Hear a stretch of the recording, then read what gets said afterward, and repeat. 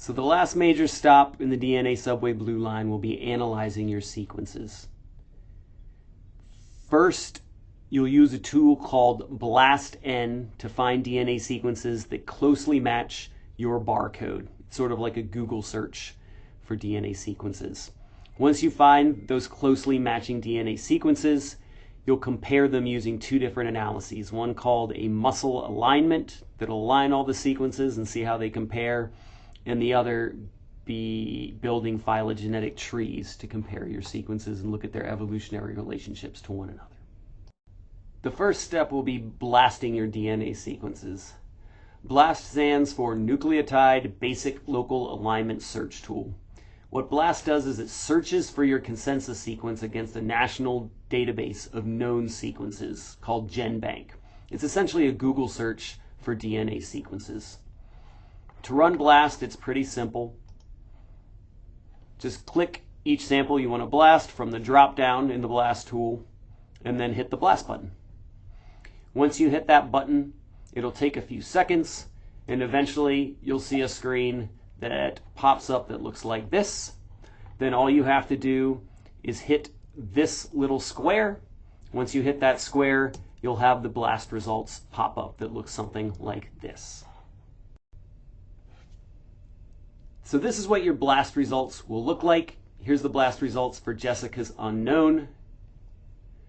For each sample, you'll have a list of the database hits ranked by what's called bit score.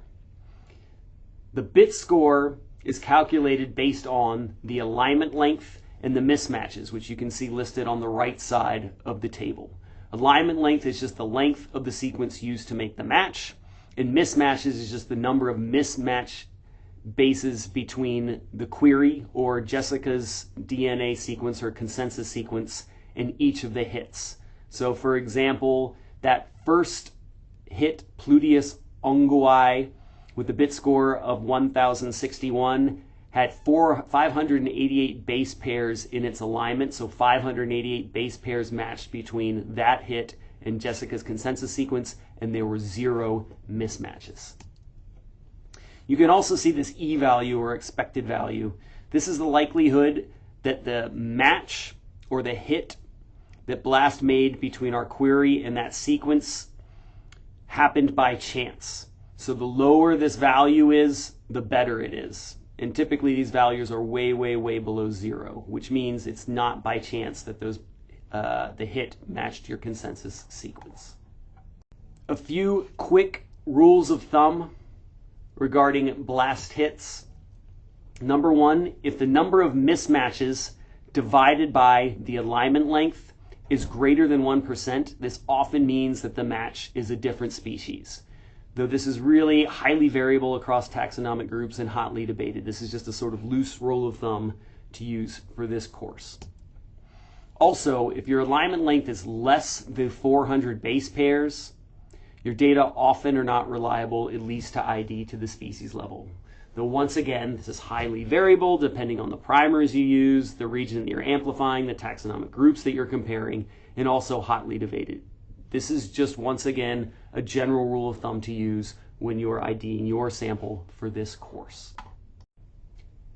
If you click on an individual hit's species name or the link for a species hit, like here, Pluteus ongui, you can see some photos, some other taxonomic information that'll pop up.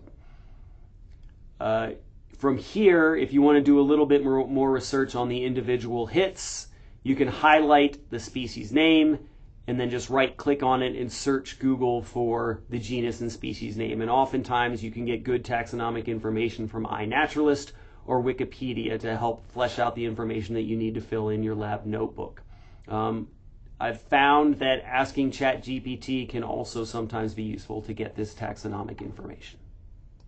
So what do you do with all of these hits? Eventually what you're going to need to do is select particular hits to add to your project for downstream analyses. So for example, looking at the BLAST hits from Jessica's unknown, typically what you're going to want to do is add the top 2 to 3 hits that are ID'd to the genus and species level. And this can be true even if it's the same genus and species for those top 2 to 3 hits. So for example, for Jessica, I'm going to select these top 2 Pluteus ongoi hits. They have the same bit score and they are ID'd to the genus Pluteus and species ongoi level. In addition, you want to add the remaining 2 to 3 taxonomically unique hits as rated by bit score. So top 2 to 3 is rated by bit score that have a different genus or species name. So for example, this is Pluteus petacetus, so it's a different species in the same genus, so I'll select that one. Another important detail to take note of when you're selecting hits to add to your project is you don't want to add samples that aren't ID'd to the genus or species level. So I wouldn't add this hit that says Pluteus spa or the hit below it that says uncultured fungus, because those are not going to be useful to help ID your specimen.